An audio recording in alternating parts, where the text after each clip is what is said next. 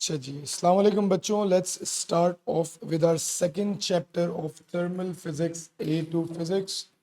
आज thermal properties of matter पे बात करते हैं। टॉपिक में कुछ चीज़ें जो है एडवांस वर्जन है ओ लेवल्स की। आज इसका पहला लेक्चर है।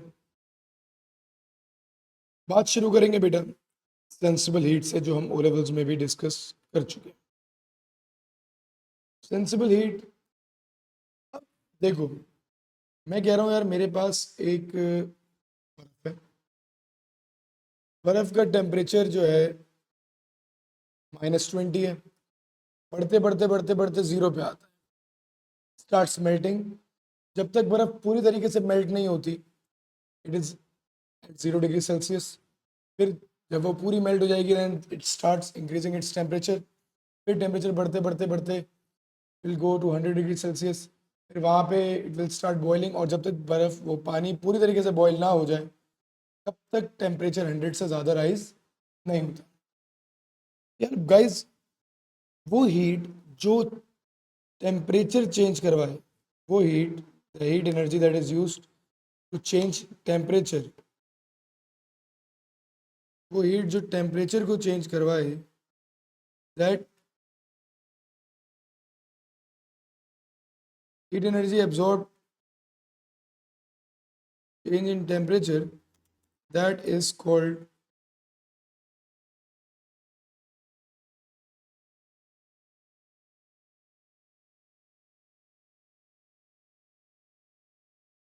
Sensible heat. वो हीट एनर्जी जो टेम्परेचर को चेंज करवाए, that is called sensible heat. जो भी टेम्परेचर चेंज करवा रही होती है, वो हीट सेंसिबल हीट कहलाती है। ठीक है। जब भी मैं कह रहा हूँ यार, वो एनर्जी जो एब्जॉर्ब हुई -20 से बर्फ को 0 तक लेके जाने के लिए, वो एनर्जी जो है हमारे पास सेंसिबल हीट कहलाएगी। अब जब वो बर्फ पिघल रही थी, जब वो बर्फ पिघल रही थी, 0 डिग्री पे थी, मॉलिक्यूल्स ब्रेक हो रहे थे, इंटरमॉलिक्यूलर फोर्सेस वीक हो रही थी, वो हमारे पास कहलाएगी लेटेंट हीट। वो एनर्जी जो सिर्फ स्टेट चेंज के दौरान एब्जॉर्ब होती है, that heat is called latent heat. फिर जब पूरी तरीके से बर्फ मेल्ट हो गई, फिर सेंसिबल हीट गेन होना शुरू हुई, and then at 100 degree Celsius yet again फिर स्टेट चेंज हो रहा है, then again it is latent heat. तो जो हमारे पास हीट एब्जॉर्ब होती है स्टेट चेंज के लिए, फ्रॉम सॉलिड टू लिक्विड, मतलब यहाँ पे liquid to solid, that was called as latent heat of fusion. वो हीट एनर्जी जो एब्जॉर्ब हो रही थी स्टेट को चेंज करवाने के लिए, फ्रॉम सॉलिड टू लिक्विड जब जा रही थी, या लिक्विड टू सॉलिड, उस पर्टिकुलर को हम लोग लेटेंट हीट बोलते हैं। असल में थोड़ा ग्लिच आ गया इसमें, मैं एक बार इसको,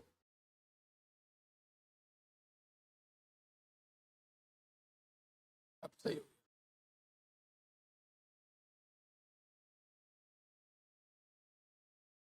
ठीक है जी।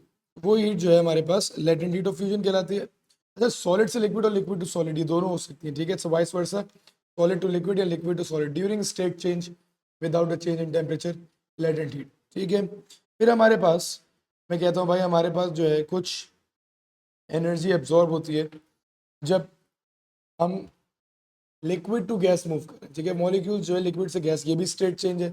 तो during state change from liquid to gas जो हीट एब्जॉर्ब होती है, that is called latent heat of vaporisation. ये बात हम लोगों ने लेवल्स वाली कर ली। फिर हमारे पास नेक्स्ट टर्म आती है बेटा हीट कैपेसिटी की। Heat capacity is basically the amount of energy that is required to change temperature by 1 degree Celsius of unit mass. किसी भी 1 kg के सब्सटेंस का टेम्परेचर 1 डिग्री सेल्सियस बढ़ाने के लिए जो भी थर्मल एनर्जी एब्जॉर्ब होगी, that thermal energy will be called as specific heat capacity. Thermal energy required to raise temperature by 1 degree Celsius of a unit mass, एक kelvin हो या 1 डिग्री सेल्सियस हो, किसी भी सब्सटेंस का टेम्परेचर 1 बढ़ाने के लिए जो भी थर्मल एनर्जी एब्जॉर्ब होती है, that is called heat capacity. अच्छा जी, याद रखिएगा बेटा, हमारे पास जो लेटेंट हीट ऑफ वेपराइजेशन होती है, that is always greater than latent heat of fusion. Paper ही में ये बात पूछता है, इसकी रीजनिंग समझ लीजिएगा। In latent heat of fusion, energy is only required to weaken intermolecular forces. तो फ्यूजन में सिर्फ जो एनर्जी एब्जॉर्ब हो रही है that is required to weaken the intermolecular forces, but as far as latent heat of vaporization is concerned, heat energy is required for two things. First, the breaking intermolecular forces or making them very weak. Liquid को gas में convert कर रहे हैं, तोड़ रहे हैं कम तकरीबन। And second, जब वो गैस में कन्वर्ट होता है, we need extra energy to overcome atmospheric pressure.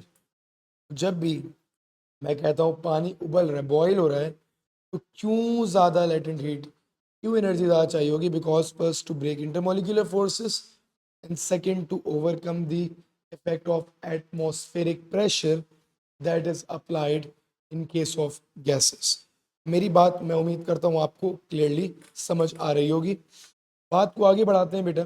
हमारे पास लेटेंट हीट का फॉर्मूला था Q is equals to ml mass multiplied by latent heat, and specific heat capacity के लिए हम लोग Q is equals to mc delta theta use करते थे, वेयर Q जो था हमारे पास थर्मल एनर्जी थी,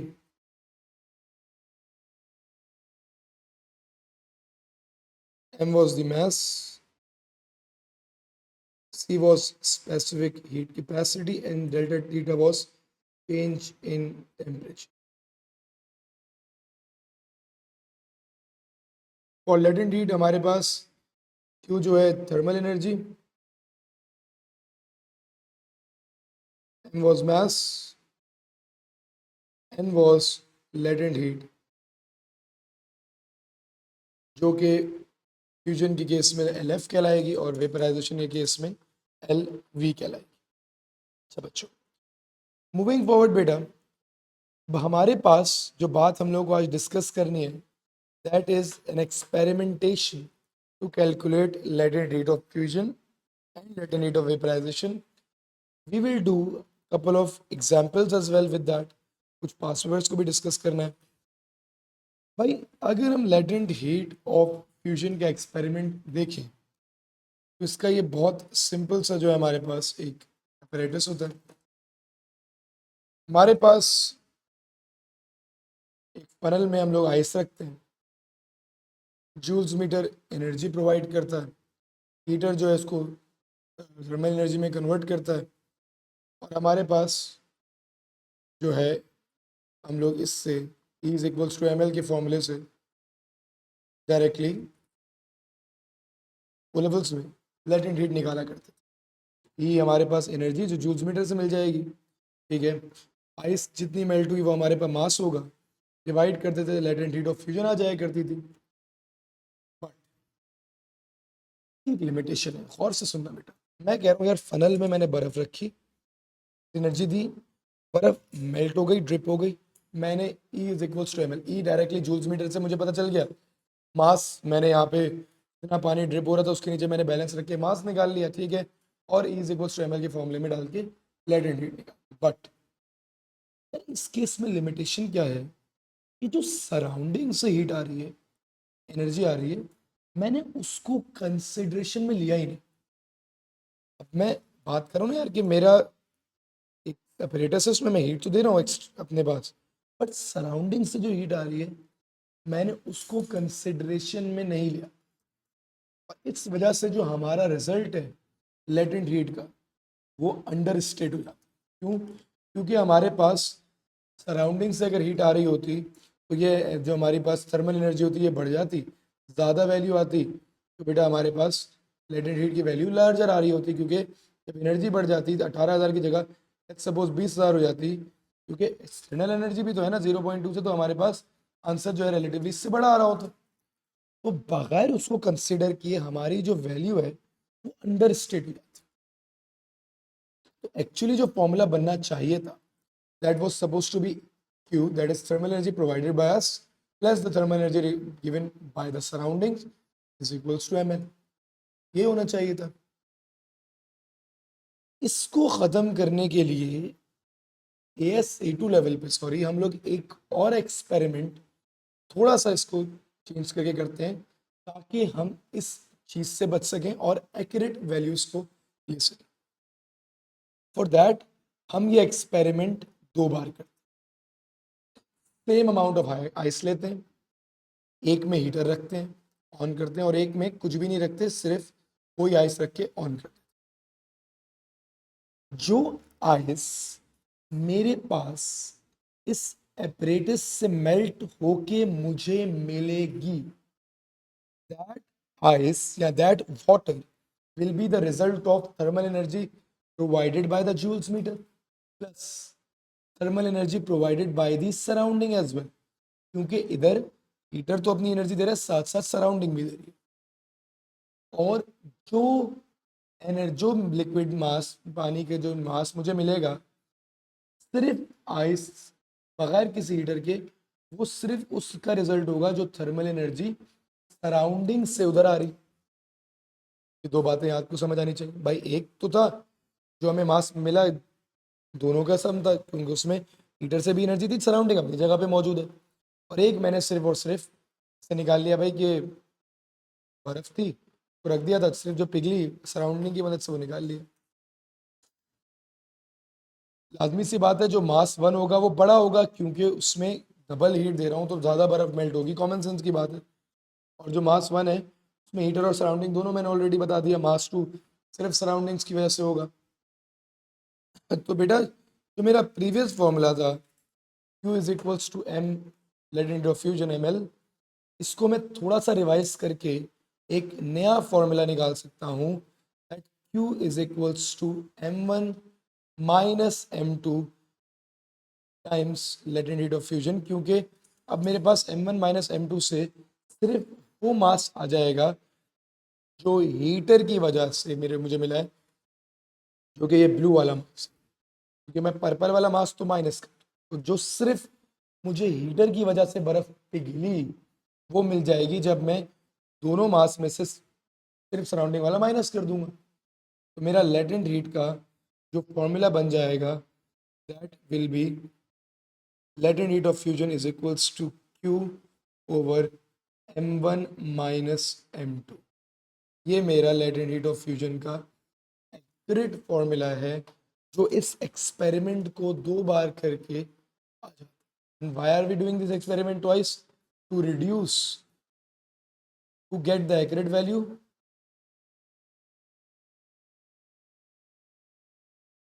by eliminating the error by heat such energy from surround। ये 2 एक्सपायर क्यों कर रहे हैं? ताकि हम लोग उस जो एनर्जी सराउंडिंग से आने का गलत रीडिंग्स मिल रही थी उसको हम नलिफाई कर सकें। मूविंग फॉरवर्ड बच्चों, अब हमारे पास एक छोटा सा एग्जांपल देखते हैं, फिर पासवर्ड की एक एग्जांपल देखते हैं।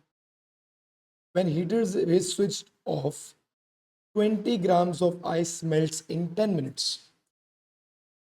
When heater is switched on, 85 grams of ice melts in 5 minutes। Given that the heater supplies 19,000 joules of energy, calculate latent heat of fusion for the ice। अच्छा, अगर हीटर 10 मिनट में 20 gram ice melt कर रहा है, sorry surrounding 10 minute में 20 gram ice melt कर रही है, तो 5 मिनट में वो जो है 10 ग्राम आइस मेल्ट कर रही होगी। कॉमन सेंस की बात है। तो मतलब हमारे पास जो M2 है, जो सराउंडिंग की वजह से मास था, दैट इज 10 ग्राम्स। जो heater is switch on the total mass was 85 जो मेल्ट हुआ, तो मतलब M1 जो है surrounding plus heater, that is 85 grams. ठीक है जी, लेटेंट हीट निकालनी, 85 माइनस 10, और थर्मल एनर्जी हमारे पास जो है 19,000 जूल्स है। अगर मैं इसको केजी में ग्राम्स पर केजी निकालना चाहूँ, जूल्स पर केजी निकालना चाहूँ, तो मैं ये जो वैल्यू आएगी डिवाइड कर दूंगा 1000 से। ये हमारे पास 19,000 डिवाइडेड बाय 75,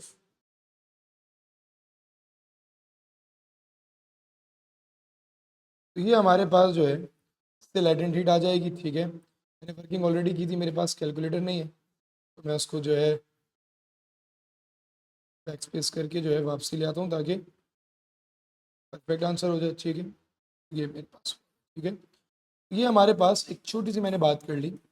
अच्छा, ये जो मैंने काम किया है, ये मैंने एक अजम्पशन पे किया। वो अजम्पशन क्या है कि thermal energy provided by the surrounding is being provided at the same rate. और ये हम कब अज्यूम कर सकते हैं, जब सराउंडिंग का टेम्परेचर कांस्टेंट हो। जब सराउंडिंग का टेम्परेचर कांस्टेंट होता है तो हम ये अजम्पशन को परफेक्टली अवॉइड कर सकते हैं और इससे रिलेटेड हम लोग प्रॉब्लम्स कर सकते हैं। अच्छा जी, बेटा आप एक पास पेपर की क्वेश्चन को देखते हैं। ठीक है,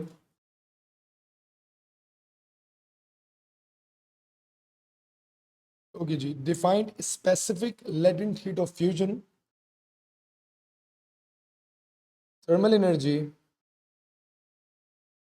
required to change state of 1 kg mass from solid to liquid or vice versa without the change in temperature.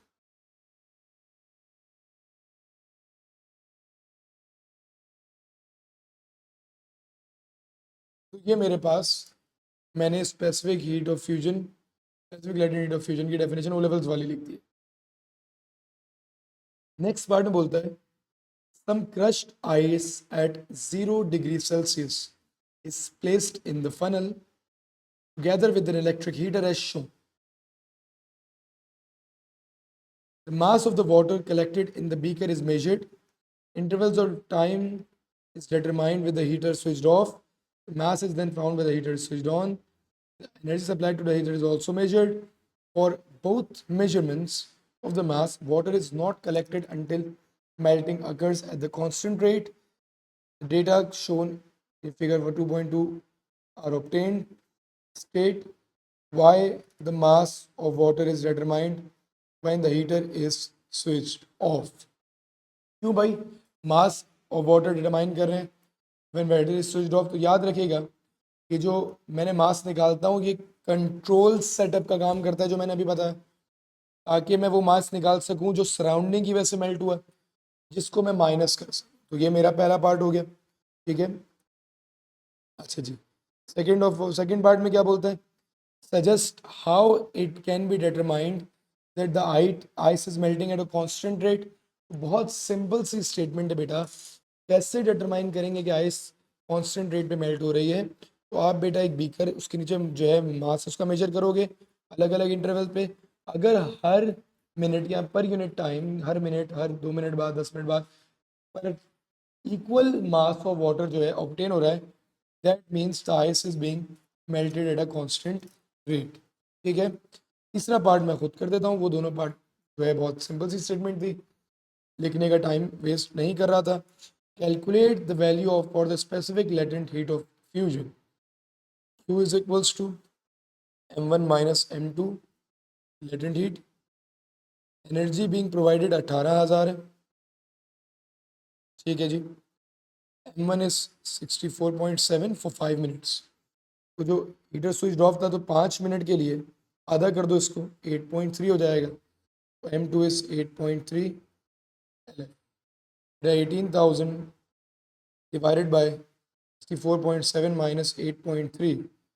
अच्छा जी, 18,000 नहीं ले सकते क्योंकि मुझे एनर्जी किलो जूल्स में चाहिए, तो मैं इसको 18 किलो जूल्स करूँगा। ठीक है, थोड़ी सी वर्किंग को देखिएगा, 18 किलो जूल्स करूँगा, डिवाइड कर दूंगा, मेरे पास वैल्यू आ जाएगी जो कि मेरे पास 320 इंटू 10 ठीक है, ये बहुत सिंपल सी जो है हमारे पास क्वेश्चन था। इस तरीके से क्वेश्चन आ रहे होते हैं।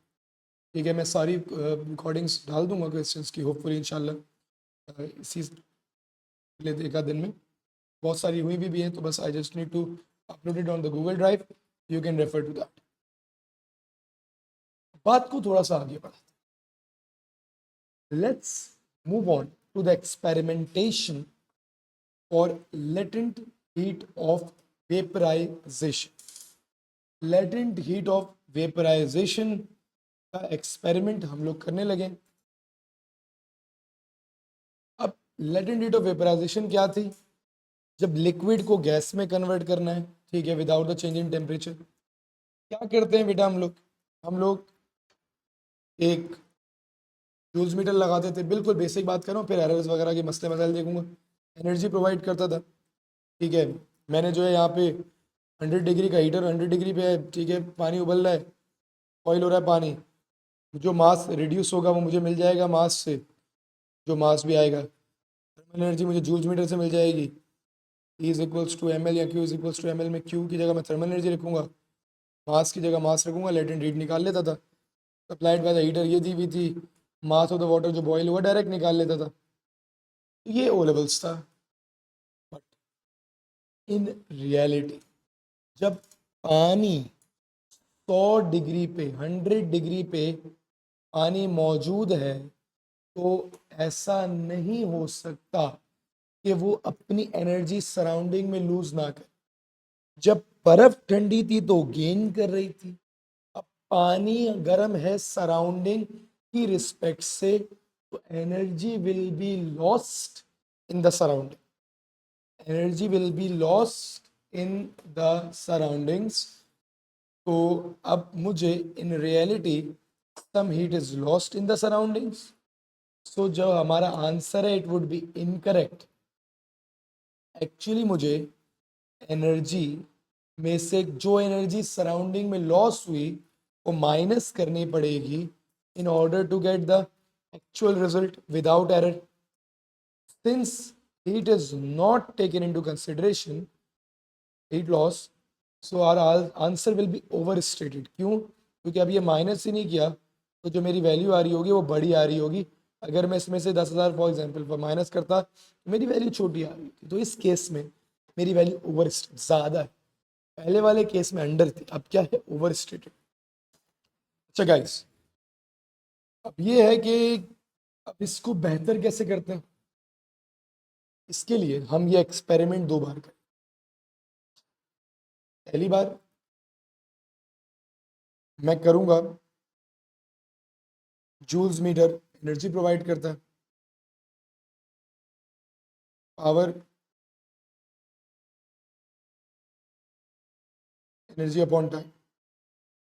मैं एक्सपेरिमेंट जो है 2 बार करूंगा विद डिफरेंट पावर्स। एक्सपेरिमेंट 1 में और for the same time period मैं मास ऑफ लिक्विड पावर को ज़्यादा P1 ले लेता हूँ, ठीक है। कोई भी पावर होगी, मास ज़्यादा कम इवेपोरेट हो जाएगा, तो मास M1 आ जाएगा। एक्सपेरिमेंट 2 में हम लोग एक और मास इवेपोरेट होगा क्योंकि हमने डिफरेंट पावर लिए। तो बेटा हमारे पास जो एनर्जी होगी, एनर्जी बेसिकली PT के बराबर होती है, पावर इंटू टाइम। ये फॉर्मूला जो है मेरे पास PT minus K is equals to latent heat of vaporisation हो जाएगा। एनर्जी की जगह पावर कर दी, पावर इंटू टाइम। अच्छा, तो जब मैं 2 एक्सपेरिमेंट कर रहा हूँ, तो पहला एक्सपेरिमेंट इस फॉर्मूले को देखना, P1 नाम दे देता हूँ। पहले एक्सपेरिमेंट में जो मैंने पावर ली मल्टीप्लाइड बाई T, जो टाइम दोनों के लिए कांस्टेंट है, माइनस जो भी हीट लॉस होगा, ठीक है, इज इक्वल्स टू हमारे पास मास जो पहले वाले का मिलेगा हमें वेपरेट होने वाला, और साथ ही latent heat of vaporisation. Same दूसरे एक्सपेरिमेंट के लिए बेटा पावर जो भी थी P2 टाइम्स T कांस्टेंट है, के भी एनर्जी लॉसेस भी बराबर होंगे, क्योंकि डेफिनेटली बेटा हीट लॉस, अगर पानी है ही 100 डिग्री पे, हीट लॉसेस तो सेम होंगे, ठीक है। बॉइलिंग हो रही है, ठीक है, बस पावर ज़्यादा दे दी कम दे दी, और इसमें भी M2 जो लॉस हुआ प्लस मल्टीप्लाई बाय जो भी लेटेंट हीट आएगी। मैंने 2 एक्सपेरिमेंट कर लिए, एक मैंने पावर ली पहले P1, दूसरे वाले के लिए पावर ली P2, नाम मैं दे रहा हूँ, ठीक है, अलग अलग क्वेश्चन में दी होती है। पहले वाले का मास M1, दूसरे वाले का मास M2। अब जब मैंने इसको जो है, अब इस ये एक्सपेरिमेंट में ऐसे क्यों कर रहा हूँ, ताकि मैं इस k के फैक्टर को रिड्यूस कर सकूं, और मैंने जब वो k का फैक्टर रिड्यूस कर दिया, मैंने इनको साइमल्टेनियसली सॉल्व करके एक एक्सपेरिमेंट फॉर्मूला निकाल लिया लेटेंट हीट ऑफ वेपराइजेशन का, T1 minus P2 times T divide by M1 minus M2। Formula मेरे पास आ गया। अच्छा भाई, क्यों ये एक्सपेरिमेंट 2 बार कर रहा हूँ? डेफिनेटली बेटा, it allows us to eliminate heat loss in the surrounding. ये क्या फ़ायदा है इसको 2 बार करने का, कि ये हमारे पास सराउंडिंग में मौजूदा हीट लॉस को एलिमिनेट करने की हेल्प करता है।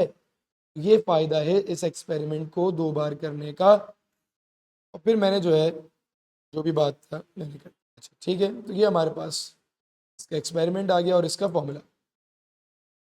बेटा ये फॉर्मूला कैसे यूज़ होता है?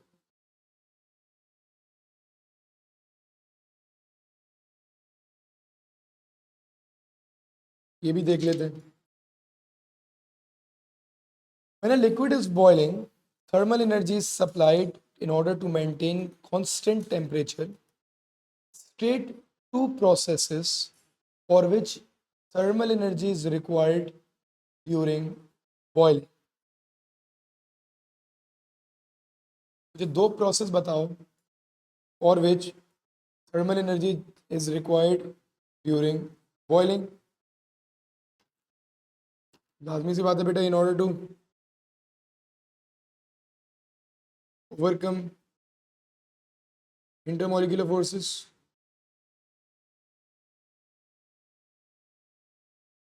और दूसरा मैंने क्या बताया था? एक तो इंटरमोलिक्यूलर, दूसरा बेटा to overcome the effects of atmospheric pressure.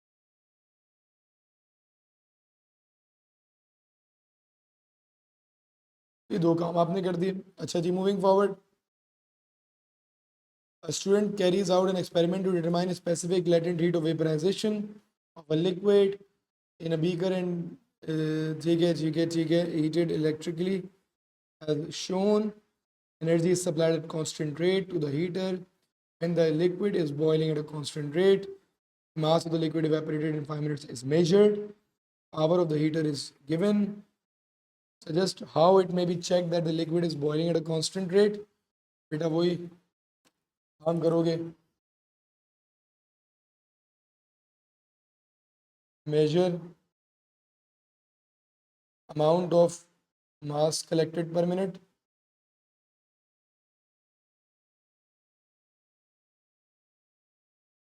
If it is same,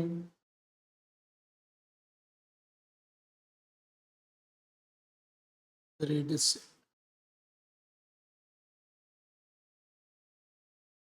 Why the rate of evaporation is determined for 2 different power ratings? बेटा 2 बार क्यों कर रहे हैं rating? To reduce the effect of heat loss to the surroundings. ये बात मैंने बताई थी अभी आप लोगों को। अच्छा, calculate the specific latent heat of vaporisation. बेटा लेटेंट हीट ऑफ वेपराइजेशन का फॉर्मूला अभी हम लोगों ने पढ़ा है, मैं आप लोगों के सामने फिर से स्टेट कर देता हूँ। ये फॉर्मूला था हमारे पास लेटेंट ऑफ वेपराइजेशन का।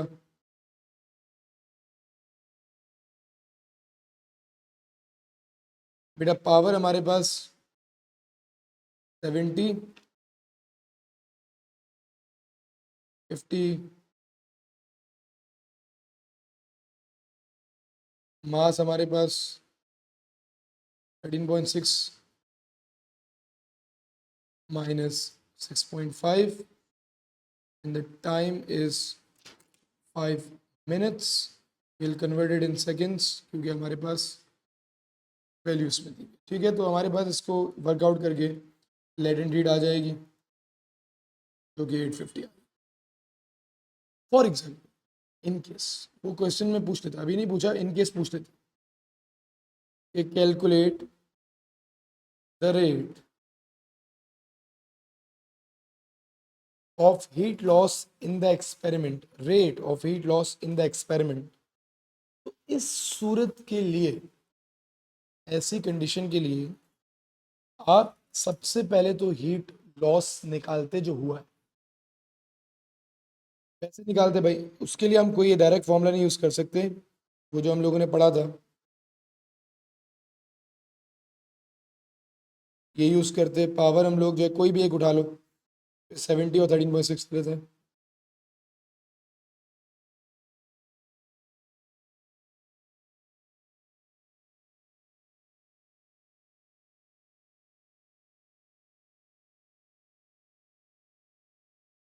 इससे हमारे पास के की वैल्यू आ जाती, ठीक है। जो भी के की वैल्यू मेरे पास आती, वो के की वैल्यू आती total total energy loss. Rate निकालने के लिए पर सेकंड करना पड़ता है, तो मैं टोटल एनर्जी लॉस को डिवाइड कर देता नंबर ऑफ सेकंड से, एक सेकंड का एनर्जी लॉस आ जाता। मैंने वर्किंग की हुई है, calculator is not on me, तो मैं आपको वही दिखा देता हूँ, ठीक है, इसमें कन्फ्यूजन नहीं हो, ठीक है। मैंने इससे जो है ये निकाल लिया कि जो है ये बेसिकली टोटल एनर्जी लॉस था डिवाइड बाय टोटल सेकंड्स से 5 मिनट्स से मल्टीप्लाई बाय 60, तो ये मेरे पास 31 joules per second energy loss. Per minute मांगता तो डायरेक्टली 5 से डिवाइड कर देते। तो जो भी आपके वो जो ऐसा यूनिट दिया हो उसको मेक श्योर कि देख लो और वैल्यूज़ निकाल लो, ठीक है। तो हम लोगों ने आज जो है ये पूरी टॉपिक को देख लिया, दोनों एक्सपेरिमेंट्स की प्रॉब्लम्स और डिस्कशंस कर ली। इंशाल्लाह इस लेक्चर से नेक्स्ट लेक्चर में वो आगे थर्मामीटर की वर्किंग करेंगे, ठीक है। Thank you so much.